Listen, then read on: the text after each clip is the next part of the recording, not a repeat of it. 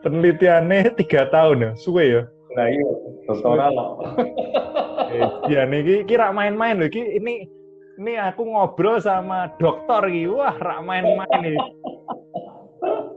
Padahal cilikane pingpong bareng. Lah iya, Aduh. dolanan setinan bareng ya toh. Ayo, setinan, layangan, engklek, kasti. Kayak kuliah psikologi privat nih. Berat Nah, tuh kalau begini. bener. Nah, ini teman-teman yang bakalan nonton video ini itu perlu tahu bahwa yang saya ajak ngobrol ini tidak main-main, dosen Unika, bidangnya psikologi, dan levelnya Klinis, udah doktor, Jian serem. Serem nih doktor. klinis, dokter klinis Klinis. saya. Nah, Psikologi klinis. Kalau saya masuk ke bagian psikologi klinis, ini termasuk cabang psikologi yang cukup tua. Orang bilang itu hatinya, jantungnya psikologi. Karena ini memang betul-betul bergerak pada inti kemanusiaan, kaitannya dengan kesehatan mental, lalu kemudian gangguan-gangguan jiwa. Kenapa orang punya problem masalah tidak selesai-selesai, misalnya begitu. Nah itu bisa ditangani lewat psikologi klinis ini. Semua klien, kalau kita memanggilnya klien bukan pasien, kalau pasien kan istilah medis dokter ya, klien atau konsuli begitu, kita konselor atau psikoterapis. Kalau psikiater kan pakai obat, kalau kita biasanya pakai teknik terapi perilaku ya, lebih ke mengobat, kita mengobat. Nah, ya macam-macam klien yang datang dengan berbagai macam persoalan, dari yang kelihatannya sepele sampai yang memang berat. Misalnya yang berat itu sakit fisik, tapi oleh dokter dikatakan fisiknya tidak apa-apa. Jadi misalnya saya pernah mendapatkan klien datang ke saya karena dia merasa jantungnya bermasalah. Ya, ke dokter di sini, beberapa rumah sakit di sini, dokter mengatakan tidak apa-apa, dia tidak percaya, ke Singapura cek, ke Singapura mengatakan jantungnya oke saja, padahal dia merasa sakit jantungnya. Sampai dokter Singapura minta dia ke psikiater. Nah, kan orang sekarang kalau diminta ke psikiater kan langsung apa aku edan, begitu kan ya. Nah, lalu oke lah kami, dia datang ke saya kebetulan. Ya. Nah, dari situ lalu ketemu sebabnya kenapa kok dia begitu, misalnya. Ya, itu lalu setelah ketemu akarnya kan gampang untuk sembuhnya. Jadi memang non medis juga pendekatannya. Ya. Sebetulnya kan yang aku kepengen tahu ya, maksudnya hari ini maksudnya harapannya supaya orang yang nonton ini, teman-teman yang nonton bakalan juga dapat insight gitu kan. Sebetulnya pandemi ini kan banyak istilahnya, kalau bahasaku banyak perang mental itu kok, Sis. Maksudnya, betul. musuhnya ora ketok, cuwilik banget. Betul. Iya, tapi kita tuh sebenarnya kan wedi karepe dhewe. Iya, betul. Tapi kalau kita misalnya nyepelek juga nggak boleh kan? Kita nyepelek juga nggak boleh. Nah, sebetulnya kira-kira ya, Kosis, ke depan ini kan nek aku bayangin pola perilaku manusia ini kan mesti akan berubah total kan, dengan adanya pandemi. Betul. Kira-kira apa yang sing bakal berubah apa ya, Kosis? Jadi begini, kita bersyukur hidup di zaman modern sekarang, di mana sains berkembang luar biasa, sehingga kita bisa melihat virus lewat alat-alat yang canggih, yang mikroskop dan lain sebagainya. Bayangkan kalau pandemi ini muncul 1 abad atau 2 abad sebelumnya, sebelum sekarang ini, itu yang meninggal mungkin saat ini sudah puluhan juta. Ya, jadi kita bersyukur dengan sains, itu yang pertama. Yang kedua, kita juga bersyukur karena situasi Indonesia sangat kondusif dalam pengertian tidak seperti kasus-kasus negara yang dalam tanda kutip sangat fanatik di bidang agama, ya, di mana mereka kurang menghargai sains, lalu mereka berbuat agak seenaknya. Kalau di sini kan para rohaniwan, ulama, pendeta, romo semua sepakat, begitu pemerintah mengatakan ibadah di rumah, mereka oke begitu, ibadah di rumah, tidak lagi demo dan lain sebagainya. Mereka paham betul, dan mereka sebenarnya di sini tanpa disadari mempercayai sains, ya, ilmu pengetahuan dalam hal ini dunia medis, bahwa yang dikatakannya ini punya dasar bukti nyata, tidak main-main. Kalau saya baca berita misalnya di Pakistan, itu pemerintah kalang kabut. Karena mereka tetap melakukan ibadah secara massal. Nah, itu yang membuat pemerintah itu khawatir pandeminya akan semakin kuat, begitu kan? Penyebarannya semakin besar. Ini contoh sederhana saja. Jadi kita secara umum kita melihat Indonesia itu relatif oke. Secara umum relatif oke. Dalam titik tertentu orang sadar dan lalu ikut apa yang dimaui, itu yang hal yang lain. Nah, ini kita harus juga paham bahwa ini karena jenis pandemi ini kan sebenarnya pandemi lama tapi baju baru kalau saya mengatakan begitu. Karena ini kan COVID itu kan virus flu, cuma bermutasi menjadi lebih, dalam tanda kutip, lebih ganas dalam hal penyebaran dan lebih mematikan, ya. Makanya saya bilang kalau ini terjadi seabad 2 abad yang lalu, Eropa, negara-negara 4 musim itu sudah puluhan juta yang meninggal. Karena dulu pernah dalam sejarahnya ada namanya pandemi flu Spanyol. Itu sampai sepertiga, dicatat sepertiga penduduk Eropa itu meninggal. Bahkan ada yang mengatakan hampir separuh.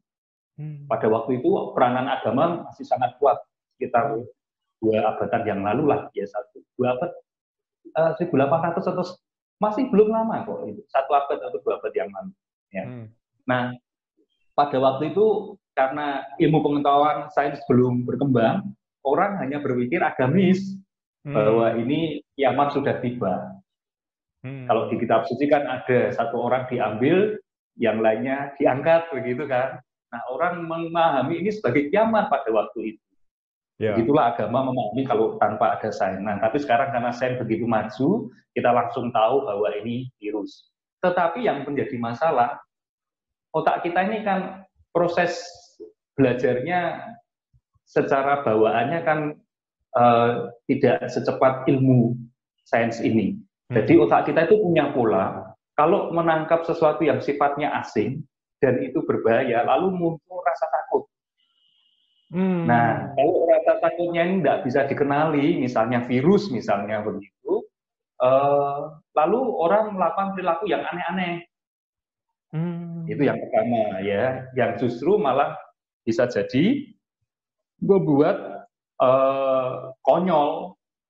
Contoh misalnya yang tidak paham tentang sains, yang masih kuat dengan agama, melihat ini misalnya sebagai entah dari Tuhan atau dari setan untuk orang dan lain sebagainya, lalu malah doa massal misalnya begitu kan. Ini kan ada banyak anjuran dulu awal itu kita berdoa bersama-sama massal di satu tempat. Nah, itu malah konyol kan, nyebar. Kita lihat dulanya sekarang ini. Nah, tapi itu pola otak kita, ya. Kita juga perlu paham kalau mendapatkan otak itu, kalau nenek moyang kita itu jauh pada masa prasejarah, kalau dia mau pulang ke rumah lewat padang rumput, lalu ada rumput itu gerak-gerak dan dia tidak tahu apa yang ada di sana, dia akan cenderung menghindari, akan cari jalan melingkar, ya. Karena daripada dia terus nekat, ya itu kalau hanya angin atau kalau itu hanya binatang jinak, tidak apa-apa. Tapi kalau itu macan, kalau itu ular, kan mati dia. Jadi daripada dia nekat ada risiko, lebih baik dia cari jalan yang lebih sulit dengan cara menghindar. Tapi lebih aman. Nah, pola itu menjadi bawaan kita. Jadi meskipun sekarang ilmu pengetahuan berkembang, sains berkembang, tapi kalau otak kita belum mendapatkan data yang komplit, dia akan cenderung membuat dalam hal ini, kasus kita sekarang ini, pencegahan yang berlebih-lebihan begitu loh. Ya, ini yang terjadi sekarang ini. Ya, ini yang terjadi sekarang ini. Kalau kita tidak paham tentang data, hati-hati. Juga otak kita ini, meskipun kita bisa matematika, tapi pada dasarnya otak kita itu sangat sederhana. Maksudnya begini, dia itu hanya melihat kira-kira kemungkinannya besar atau kecil, kena, misalnya begitu.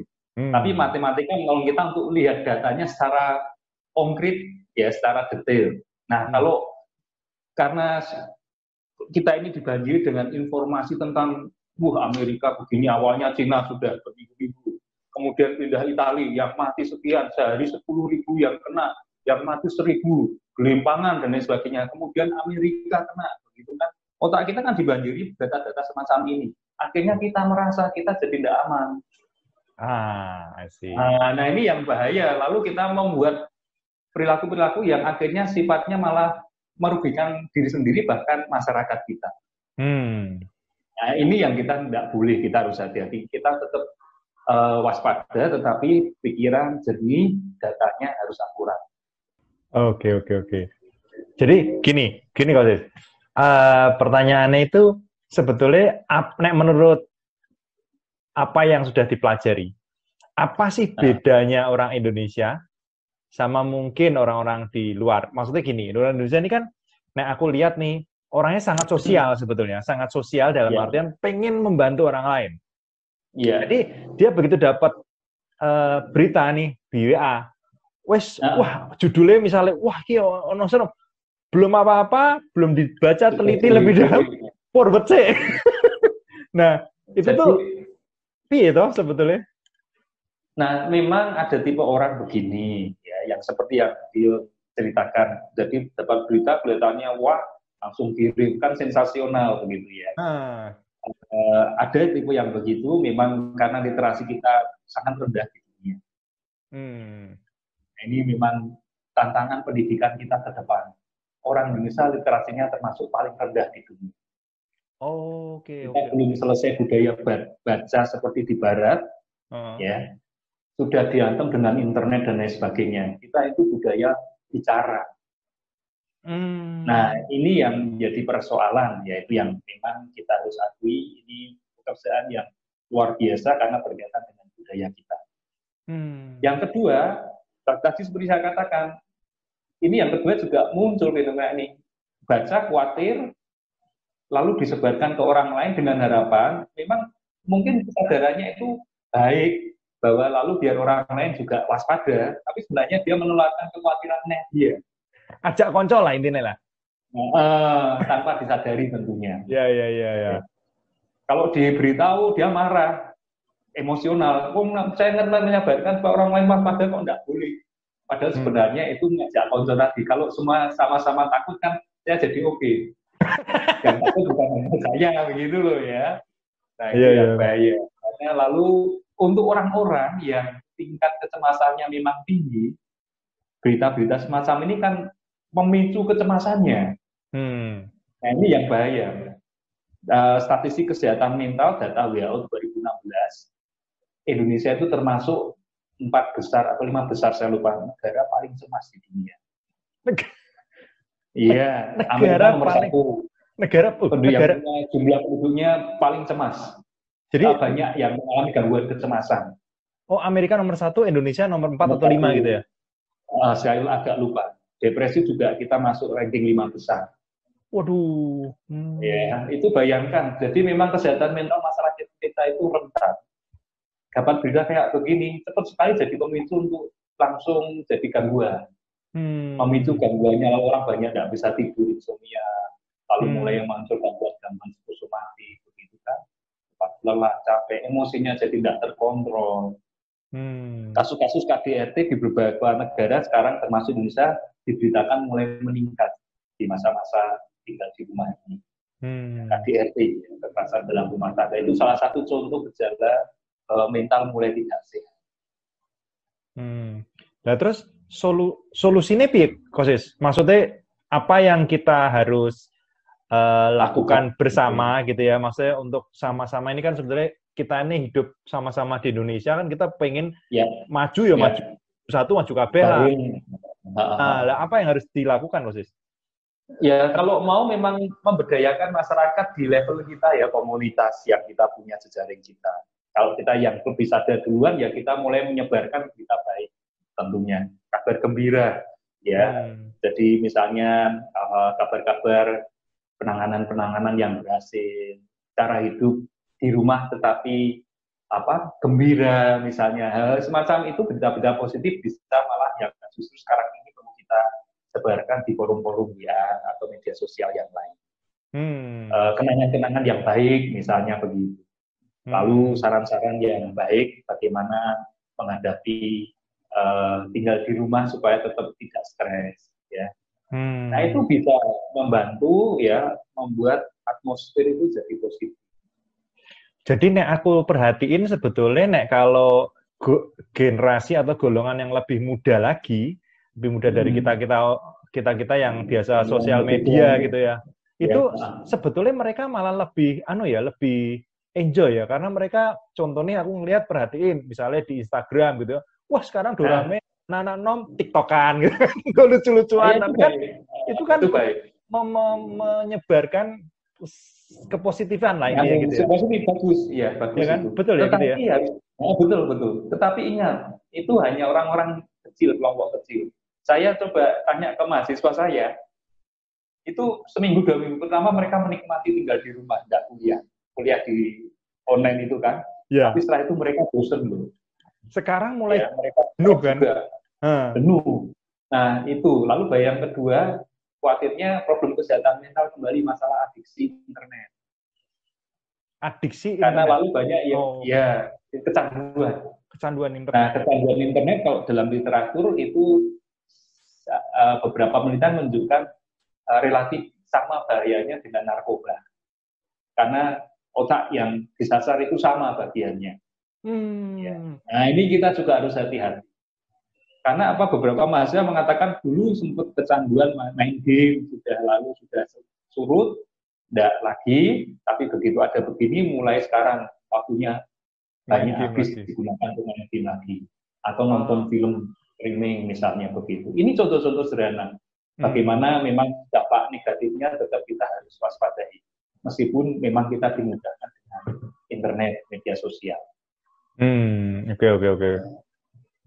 Lah, kok Kosis kalau misalnya sebagai orang yang mendalami dunia psikologi ini, apa sarannya Kosis buat kita bicara buat 2 segmen ya? Buat 2 segmen tuh segmen anak-anak muda sama segmen orang-orang yang menengah nih, yang kita kayak aku nih masih punya anak-anak itu.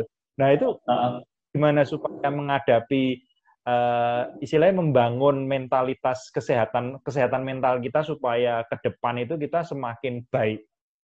Piye, Kosis? Jadi intinya orang sehat mental itu produktif yang pertama. Kemudian yang kedua, emosinya secara umum positif. Ya, emosi positif. Jadi bisa emosi kita negatif sekali waktu, oke, itu tidak masalah. Tidak mungkin kita positif terus sepanjang waktu. Tapi sebagian besar mestinya positif, kegembiraan, perasaan cinta, dimengerti. Relasi itu penting, ya. Jadi menurut saya justru kondisi-kondisi begini ini bisa menjadi titik balik kita mulai memperhatikan relasi interpersonal kita dengan anggota keluarga kita. Jadi yang selama ini perhatian kita banyak diarahkan keluar, baik mahasiswa langsung bulan dengan teman-temannya dan lain sebagainya. Cobalah sekarang mulai ke dalam, perhatikan orang tua, mungkin kakak adik, ya, mulai mau belajar bermain bersama dengan mereka. Itu kan yang selama ini hilang. Kalau kita dulu waktu zaman kita, generasi kita kan kita main senang banget di rumah juga, benar. Sekarang kan banyak lalu sendirian dan lain sebagainya, ya. Nah sekarang juga mulai selain memang ada teman di media sosial, itu juga bisa dimanfaatkan anak-anak muda, guyonan dan lain sebagainya juga bisa begitu. Kan fasilitas itu bisa chattingan bersama, videonan bersama, guyonan tetap bisa, ya. Tapi cobalah imbangi dengan mulai masuk ke dalam ke keluarga, ya, belajar keterampilan baru menjalin relasi yang nyata dengan anggota keluarga. Justru ini kesempatan untuk menjadi semakin intim dengan orang-orang yang dekat dengan kita.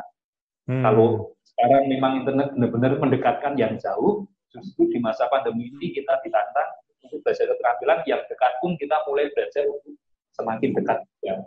Nah, itu kunci untuk kita bisa dalam hal, salah satu kunci kesehatan mental dalam hal relasi kita sehat, biasanya itu menolong banyak hal dalam aspek kehidupan kita. Lalu yang kedua, ini produktif, kreatif. Jadi orang yang sehat itu secara mental itu pikirannya itu kreatif. selalu mencipta dari sesuatu yang mungkin tidak terpikirkan. Nah, ini hal yang menurut saya penting. Misalnya contoh kalau memang kita belum selama ini tidak terpikir hobi untuk cocok tanam, kenapa tidak mulai belajar hidroponik?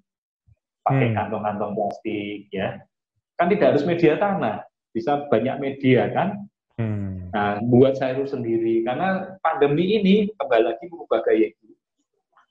Orang yang paling nyaman, paling aman adalah ketika dia tidak takut kekurangan makanan. Kenapa enggak kita coba tanam sayur di halaman rumah kita pakai pot-pot itu meskipun kecil atau kalau kita tinggal di apartemen ada balkonnya, kenapa enggak kita kasih di situ? Kan tinggal menanti metik dan lain sebagainya, ini lebih enak daripada ke supermarket dan lain sebagainya. Itu kan hal-hal yang juga memuaskan begitu. Kalau berternak menurut saya sulit, tapi kalau bercocok tanam masih sangat mungkin. Hal kayak begini ya. Jadi kreatif, mungkin kalau kita selama ini tidak terbiasa untuk atau sudah punya kerinduan untuk menulis, ini masa-masa kita bisa mulai nulis dari 1-2 halaman. Misalnya kan begitu, atau seminggu, kan itu memuaskan, siapa tahu setelah itu lalu akan jadi satu buku. Jadi kreatif, ya produktif, terus jaga itu. Lalu aktivitas, itu penting dalam pengertian gerak tubuh. Ingat, Indonesia ini kelompok yang rentan ternyata bukan hanya yang tua. Tadi barusan saya lihat statistik paling tinggi dari 700, 300 yang meninggal itu usia 30 sampai 50. Ya, di Indonesia terjadi pergeseran usia. Kalau di luar negeri memang usia 50 ke atas atau 40 ke atas, 50 ke atas itu yang rentan. Kita 30 sudah rentan. Kembali lagi karena gaya itu tadi ya. Tapi juga salah satu aspeknya olahraga itu yang seringkali dilupakan. Ya, betul. Kan banyak olahraga yang sifatnya bisa kita lakukan di rumah. Iya, betul. Ya, skipping, plank, ya kan, senam, apapun ya. Kalau tempat kita seperti saya tinggal di Ungaran, saya masih biasa jogging keluar, nggak terlalu masalah karena memang masih aman ya di kampung. Itu pun kan joggingnya saya sendiri tidak berkelompok. Jalan aja sendiri begitu kan bisa ya. Karena hal kayak begini bisa kita lakukan. Menjaga rutinitas. Jadi bangun, ya, makan, hal-hal dasar ini, lalu kerja, lakukan seperti biasanya. Supaya kita tidak gampang kena perubahan suasana perasaan. Ya. Terus, Kosis, settingnya, aku mau nanya nih. Pas kita cilik ini kan, mainnya ini aktivitas fisik kan? Aktivitas itu, wah kasti, layangan, koyone wah seru tenan pokoknya. Jadi tuh ingetnya tuh sampai sekarang kan masih nginget terus. Nah, nek generasi bawahnya kita misalnya sekarang ini kan nggak seperti itu. Nah, nek dari penelitian secara psikologis tuh apa yang berbeda, Kosis? Hasilnya tuh apa yang berbeda kalau dari penelitian? Kalau itu sih mungkin penelitiannya banyak yang pencat-pencat dalam pengertian tidak fokus ke sana, tapi secara umum memang antara generasi dulu dengan sekarang itu beda, ya. Dalam hal kepribadian beda, juga dalam hal cara berpikir juga berbeda. Kalau kita ini, terutama yang laki-laki, berpikirnya kan masih fokus, tidak bisa berpikir pecah kemana-mana. Kalau kita mengerjakan satu hal kan ke sana begitu, ya. Itu sederhananya, karena permainan kita kan mensyaratkan konsentrasi. Pingpong, nggak mungkin kita pingpong sambil lihat sana sini, ya kan? Nah, itu kan mengajari kita untuk fokus. Nah, itu ciri utama generasi kita. Sedangkan anak-anak sekarang ini, karena dia dihadapkan dengan berbagai macam media sosial, cara berpikirnya itu istilahnya pecah begitu, tidak fokus, gampang teralih perhatiannya. Nah, itu yang membedakan. Akibatnya apa? Kita cenderung kurang kreatif karena fokus tadi. Tapi anak-anak sekarang lalu cenderung kreatif. Jadi memang ada sisi positif negatifnya. Itu menurut saya perkembangan perubahan zaman yang tidak bisa dielakkan. Tinggal bagaimana cara kita untuk mengelolanya supaya lalu jadi seimbang kembali. I see. Oke. Anak sekarang juga karena sangat dimudahkan, lalu daya juangnya, daya tahannya mungkin kurang begitu kuat dibanding generasi-generasi sebelumnya. Gampang apa ya, gampang putus asa dan lain sebagainya. Jadi jangan heran kalau angka misalnya dalam tanda kutip depresi, bunuh diri di kalangan anak-anak muda sekarang cenderung lebih tinggi dibanding kita dulu. Oh, I see. Ya, hal kayak gini ini kan juga berkaitan dengan masalah perubahan zaman. Oke. Ya wis, wah iki ngobrolnya aku kayak kuliah psikologi privat iki. Padahal begini guyonan ya. Padahal guyonan iki. Tapi iki serius iki. Guyonan loh, ini santai loh. Ini tapi diminta aku kayak gini di acara seminar masa enggak bisa ngomong. Tapi ini maksudnya banyak pembelajaran yang sebetulnya membuka wawasan ya. Kita selama ini tuh banyak yang apa ya, mungkin terlalu teoritis atau textbook atau ini, tapi ini kan sebetulnya apa yang disampaikan ke Kosis ini barusan kan apa ya, praktikal banget kan. Sebetulnya kan menjaga kesehatan mental gitu. Salah satunya paling harusnya praktikal gitu kan. Oh, yo paling gampang ya happy, kreatif, happy, produktif kan gitu toh. Iya, betul. Jaga suasana hati happy ya, tetap produktif. Tidurnya cukup begitu kan. Selama kita tidurnya oke, berarti tidak ada masalah. Tapi mulai tidak bisa tidur, tandanya kita mulai terganggu. Kan begitu. Ada tanda-tanda yang gampang kita lihat lah. Ya. Ya wes iki sip iki. Ngobrol-ngobrol sore hari ini mantep iki. Oke, Kosis. Syukur kalau nanti bisa jadi berkat ya.